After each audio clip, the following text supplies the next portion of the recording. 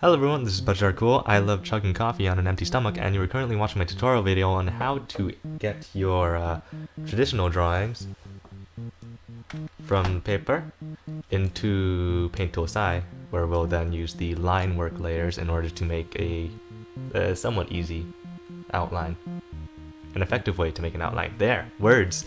After that, we will also go over how to use the clipping groups, which I tend to use just on the coloring phase because you're able to, influence a layer right underneath the clipping group. We'll go into that when it's time to teach about it. And as always, this is all thanks to people, or in this case person. Sweet Momo Cupcakes, thank you very much for the requests. Yeah, okay, let's go scan a thing. Woo. So as you can see here, we have our sketchbook and our scanner. Now you don't necessarily need to use a scanner, as most phones work just fine. Just if you can, just download a scanning app, and that'll help with any distortion that might happen as you take the picture. One thing to note is that you're not using the last drawing in the book, as I am. You might have leakage of horribly creepy pictures that go through it. So, not everyone wants to have the after image of a creepy creeper behind your character, so in that case you can just, this is kind of common sense, but just put a piece of paper over there and then just like, oh look, no more creepers, that's good. If only we could do that for all creepers in the world. Then no one would talk to me. That's horrible. Okay, so, yeah, I think that's about it. We just gonna do that, and then we're gonna open up the scanner, and then I'm pretty sure I don't need to teach how to use a scanner because that's ta-da! Okie dokie, time to go retrieve the file. Alright, now that we have successfully scanned in our image, we will press Ctrl O. Find your image. Whoa, what was that? I should disable that before I do these tutorials. Look, it's 2:02, Wednesday, January 28th. Okay. Project 2. That's just how it saves the names. Okay, so we have our image, JPEG. That means nothing in this case because we are just going to extract it via the box select tool. Just take all the good parts, leave out any of these dark parts if you can. Control C or Control X, whichever you prefer. Oh, thank you again, Momo. And then Control V. It makes its own layer and it will be beautiful and right there. Okay. So all the upcoming things are going to be fairly keyboard shortcut heavy. So you can pay attention to this box over here. It tells you what I'm doing. So I Control T a lot. Yeah. Okay, so one thing that I tend to rely on a lot when I do scanned images is using the multiply mode. So go to the layer that you scanned in and then select multiply as the mode. As you can see there, what it does is turns any white values transparent while the blacker values are opaque. They remain opaque. But in this case, you can see that you see some darkness up there. So we'll try to minimize that a bit by doing Control Shift and U. That way you can bring up brightness and contrast. We'll crank up the contrast a little, lower the brightness a bit. Try to get the darks as dark as we can while getting the lights as light as possible. This will make for a nice clean multiply layer. Okay, and okay. It's not the best, but it's still okay. If you want to, you can also just erase parts that you don't want in there. But this is just a sketch, so it really doesn't matter. What was I doing now? Oh yeah, so now that we have our scanned sketch, we will make a vector layer. is right over here. Or sorry, not a vector layer. Linework layer is also called a vector layer if you have that translation of SAI. Paint Tool SAI. Okay, so you open that up. We will call this outline. And you can see that it has a little fountain pen icon right next to it.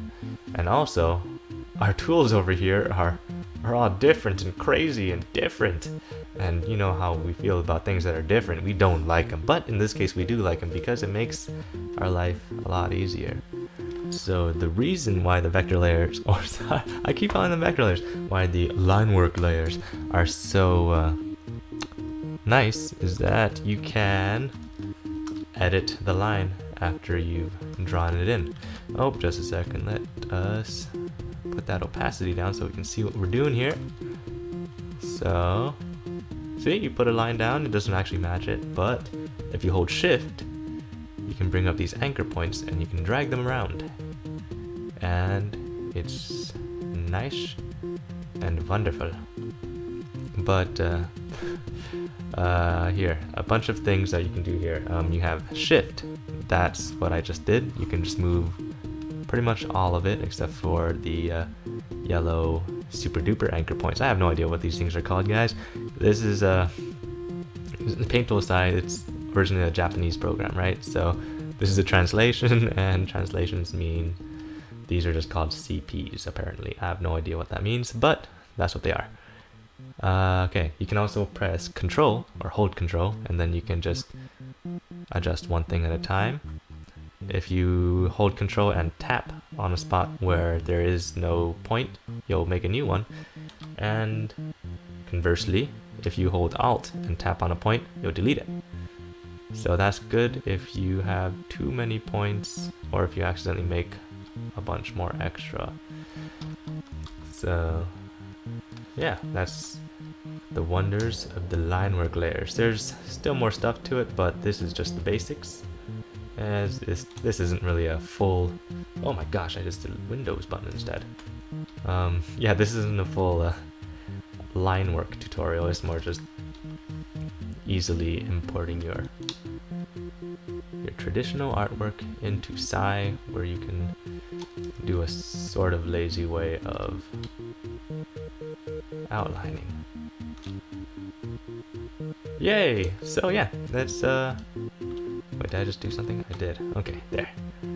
So that's one of the wonderful things about Linework layers. I've actually done a tutorial, like a full one, on Linework layers previously, except it's kind of an old one, and honestly I don't think I think my drawing abilities were a bit underdeveloped at that one, so it's kind of bleh. But it still gets the job done-ish. Like, I still talk about these anchor points and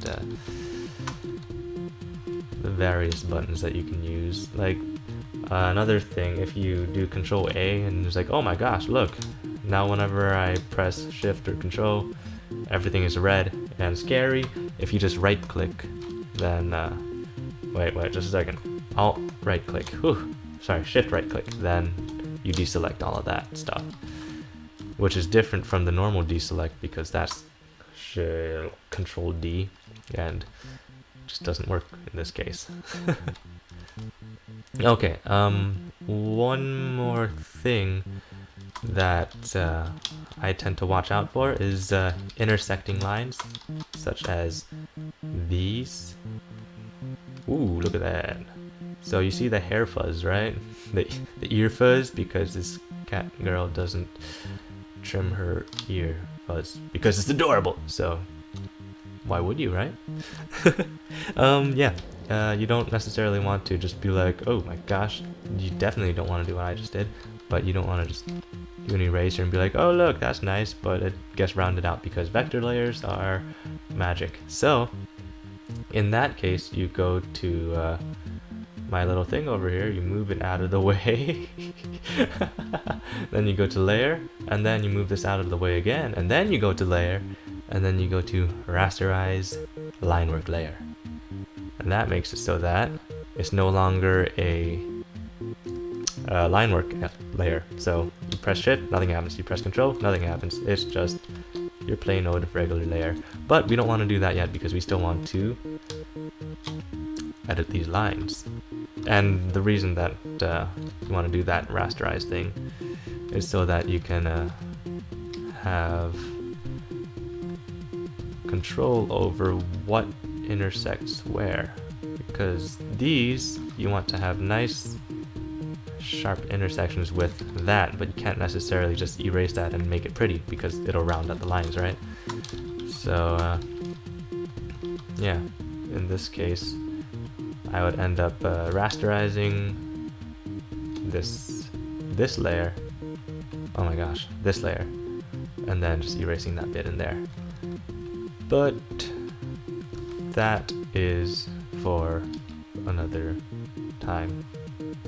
Or no, it's simple-ish, so probably not for another time, it's done. But yeah, that's just during finishing steps. Right now, we're just laying down basic line work. And after we're done with this, we'll do coloring, which I won't go over because the reason I'll include coloring in this tutorial at all is because we need to use the clipping group, because that's what this tutorial also covers. So, oh my gosh, my box is over there. Okay, right there. Okay, so yeah, I will block in colors after finishing up this line work and cleaning things up, and then we'll go over the clipping group. Okie dokes, bye bye.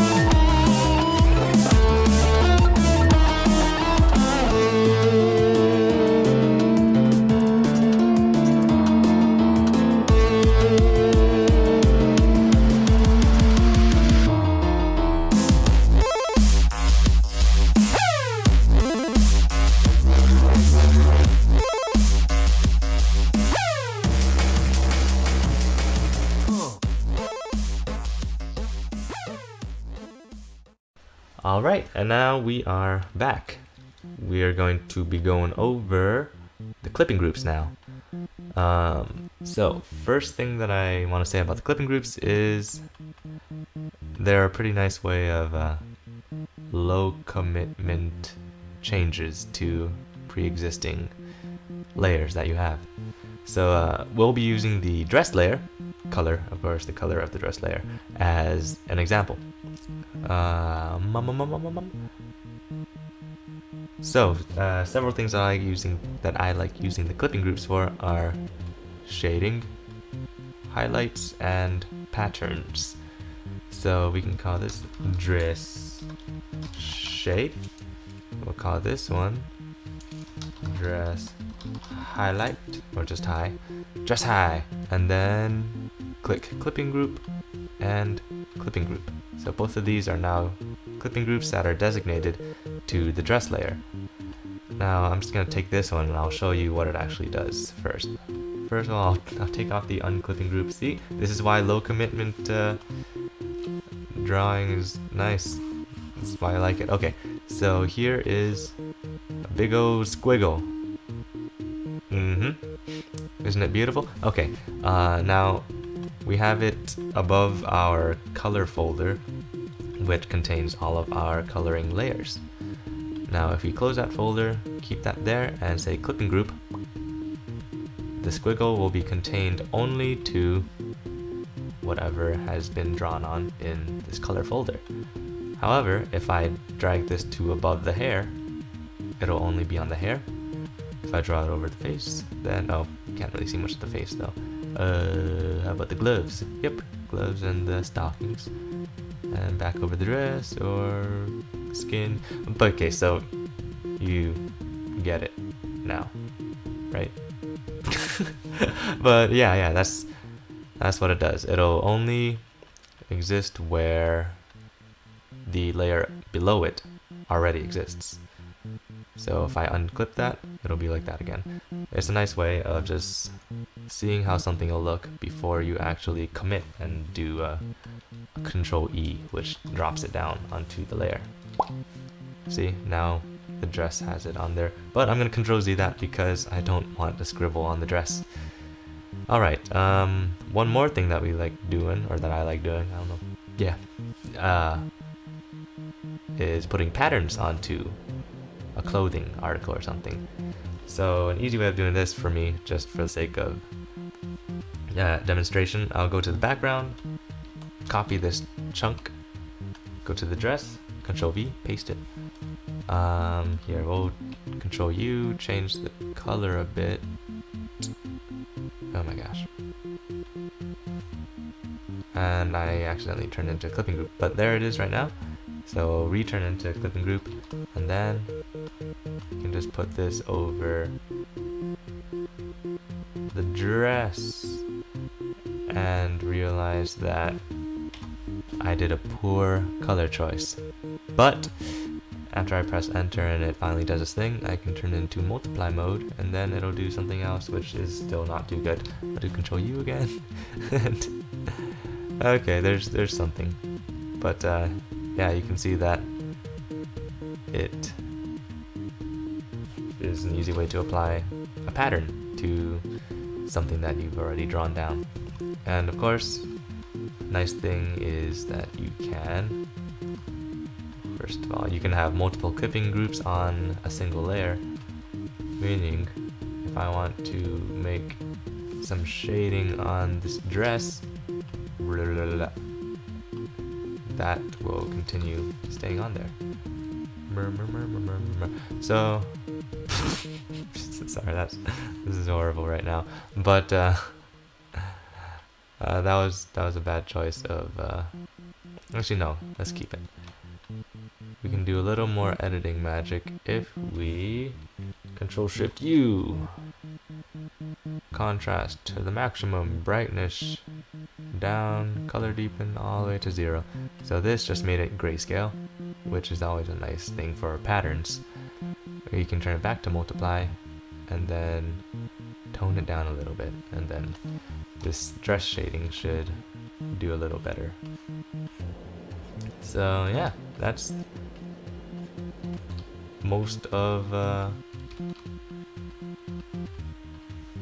what was I talking about? Clipping groups. Oh man, scatterbrain, budgies. Yup. So, was there anything else? Huh. By the way, I'm not actually gonna put that pattern there. It was just for demonstration. I don't know, I might be getting a little attached to it. Let's see. Control T. Whoa, whoa, whoa, whoa, whoa. Gotta go back to the layer, and then we can start dealing stuff.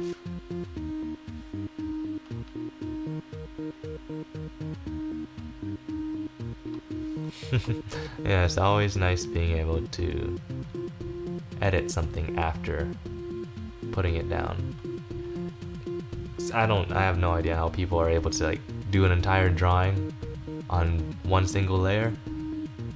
Oh, I guess I can't imagine that, but that's like painting, like real painting, oils or acrylics or something. And I feel like that's the reason that people go to digital painting, is because of all this editing things that we can do. Like Control Z, you can go over here, I can just take all this and move it around, change the color of everything if I wanted to. But yeah, Magic of digital drawing. Super fun. Man, I really didn't think this through. Let's see. I have a checklist over here.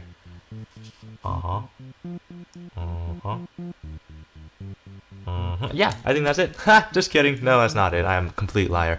The reason why I made so many of these clipping groups is so that I could, you know, do multiple things with it. So, first of all, we have our shading, we have our pattern, and highlights are just fun to have. So, or not fun to have, it's good to make things pop out more. And I don't know why I made such a big deal of it. That's really it now. I could actually, oh my gosh. Oh my god. I'm just, so many things. Okay. Bye for reals this time. Actually, no, I'm gonna go over that because I'm gonna put this little snippet of video into the video where I thought I was actually done. Okay, bye. Alrighty.